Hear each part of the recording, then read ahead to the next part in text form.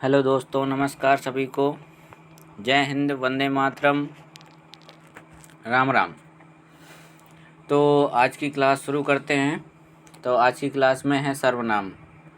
हिंदी की क्लास में आज का चैप्टर है सर्वनाम। तो सर्वनाम के बारे में जानेंगे हम कि सर्वनाम क्या है, कैसे आया, कहाँ से आया, क्यों आया, किस लिए आया। ठीक है। तो देखो, संज्ञा की पुनरावृत्ति को रोकने के लिए हिंदी में सर्वनाम आए। क्यों आए भाई सर्वनाम? संज्ञा की पुनरावृत्ति रोकने के लिए हिंदी में सर्वनाम आए। अब पुनरावृत्ति कैसे रोकते हैं? जैसे कहा जाए कि राम अपने घर जाता है और वह शाम को खाना खाएगा, तो जो वह आया राम के लिए वह है, तो वह हो गया आपका सर्वनाम। इसकी वजह से बार बार हमें राम लिखने की ज़रूरत नहीं पड़ी। ठीक है।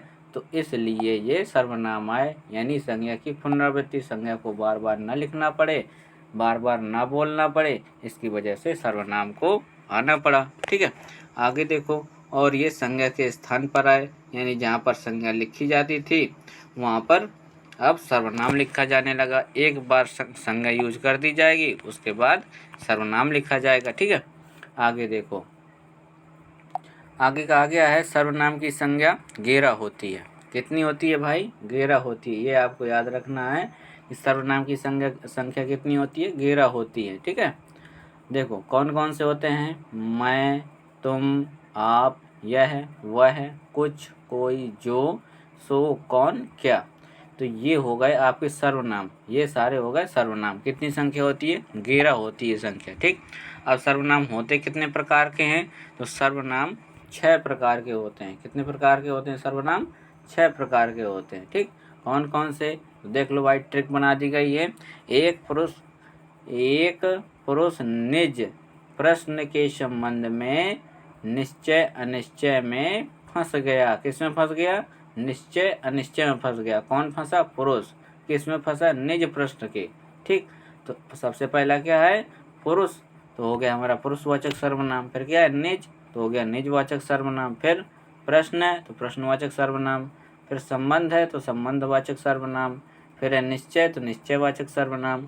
फिर है अनिश्चय तो अनिश्चयवाचक सर्वनाम। ठीक है। तो कितने हो गए? 1 2 3 4 5 और 6 हो गए पूरे। यानी पुरुषवाचक सर्वनाम, निजवाचक सर्वनाम, प्रश्नवाचक सर्वनाम, संबंधवाचक सर्वनाम, निश्चयवाचक सर्वनाम और अनिश्चयवाचक सर्वनाम। ठीक है। तो देखो पहले प्रश्नवाचक सर्वनाम। प्रश्नवाचक सर्वनाम क्या बोल रहा है? ठीक। तो प्रश्नवाचक सर्वनाम कौन कौन से होते हैं?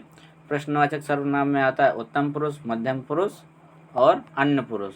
कौन सा आता है? उत्तम पुरुष, मध्यम पुरुष और अन्य पुरुष। ठीक है। अब देखो उत्तम पुरुष में क्या क्या आते हैं, कौन कौन से वर्ण आते हैं उत्तम पुरुष में?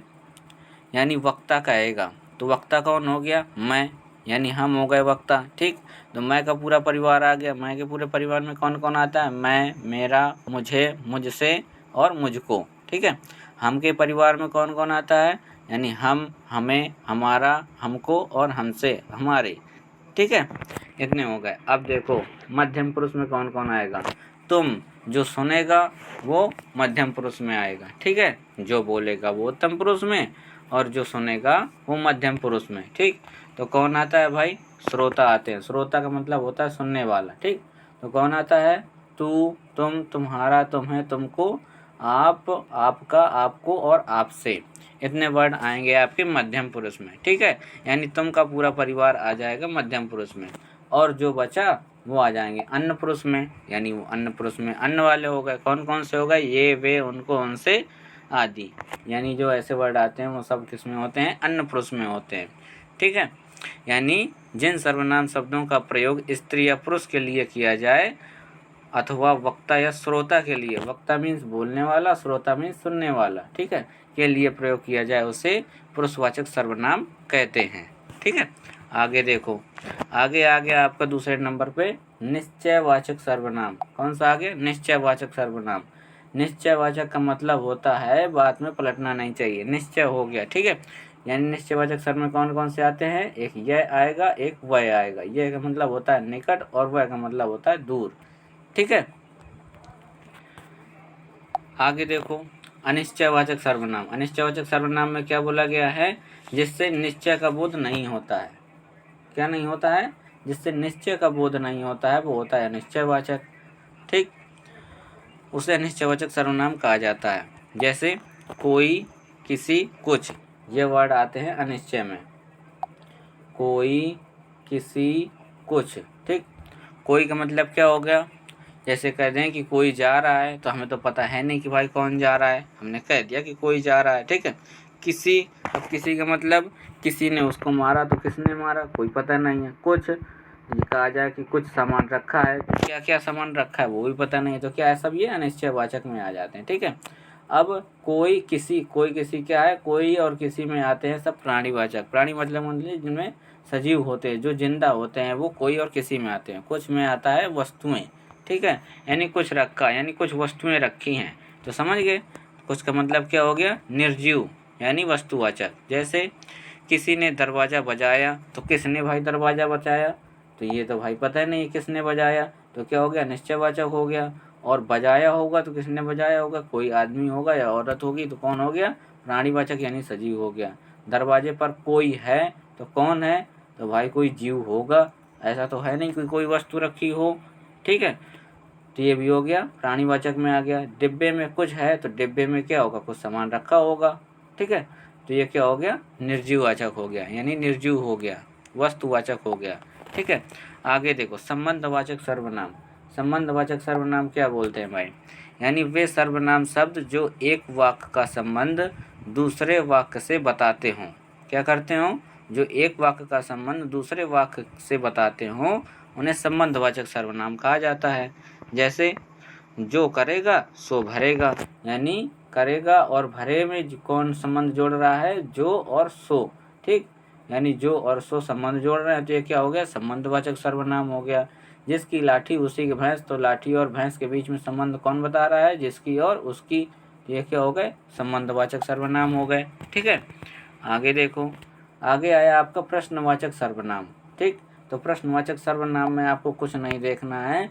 जो वर्ड का से शुरू हो रहा हो, जो वाक्य का से शुरू हो रहा हो, वर्ण शुरू हो रहा हो, वो प्रश्नवाचक सर्वनाम में आ जाएगा। अधिकतम ऐसे ही होते हैं सर्वनाम, ये प्रश्नवाचक वाले। ठीक है, तो देखो कहा गया है कि जिन शब्दों का प्रयोग प्रश्न पूछने में किया जाता है। ठीक, जिन शब्दों का प्रयोग प्रश्न पूछने में किया जाता है, उन्हें प्रश्नवाचक सर्वनाम कहते हैं। ठीक, यह कहा जाता है। कब, क्यों, कहाँ, कैसे, ये देखो वर्ड है इसके प्रश्नवाचक सर्वनाम के। कौन सा? कब, क्यों, कहाँ, कैसे, क्या। ठीक है, वाक्य के अंत में प्रश्नवाचक चिन्ह लगा होता है। क्या लगा होता है?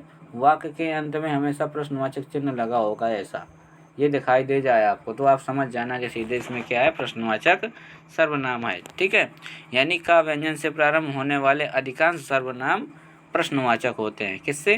का व्यंजन से जो सर्वनाम प्रारंभ होते हैं वो कौन से होते हैं? प्रश्नवाचक सर्वनाम होते हैं। अब देखो, निजवाचक सर्वनाम में कौन कौन से वर्ड आते हैं? तो निजवाचन, निज माने होता है स्वयं, तो स्वयं क्या हो गया? स्वयं आ जाएगा वर्ड, स्वतः ही आ जाएगा, यानी अपने मन से। खुद, ये भी अपने मन से, अपने आप। जो अपने आप में से कुछ वर्ड निकलते हैं वो कौन से होते हैं? निजवाचक सर्वनाम। ठीक है, यानी जिन सर्वनाम पदों का प्रयोग वक्ता अपने लिए करता है उन्हें निजवाचक सर्वनाम कहते हैं। ठीक, यह कहा जाता है। यानी जो सर्वनाम अपने लिए यूज किए जाते हैं, अपने लिए, जो हम क्या कर रहे हैं, क्या कर रहे हैं, क्या खा रहे हैं, क्या पी रहे हैं, जो अपने लिए यूज किया जाता है, उसमें से निजवाचक सर्वनाम कहा जाता है उसे। जैसे मैं स्वयं ही चला जाऊंगा, तो क्या करूंगा? ये देखो आ गया, इसमें क्या आ गया? स्वयं। ठीक, यानी मैं खुद ही चला जाऊंगा, तो उसमें खुद क्या हो गया? यानी निजवाचक सर्वनाम हो गया। तो ये क्लास हो गई आपकी आज की सर्वनाम इसमें पूरा हो गया आपका। ठीक है, अगली क्लास में आपको दूसरा चैप्टर पढ़ाएंगे। यदि इस क्लास में आपको कुछ भी समझ में नहीं आया हो, कुछ भी डाउट हो, तो आप कमेंट बॉक्स में कमेंट करिए, हम उसका जवाब जल्दी देंगे। और आप शेयर और सब्सक्राइब करना ना भूलें। यदि आपको वीडियो अच्छा लगा हो तो वीडियो को लाइक कीजिए। धन्यवाद।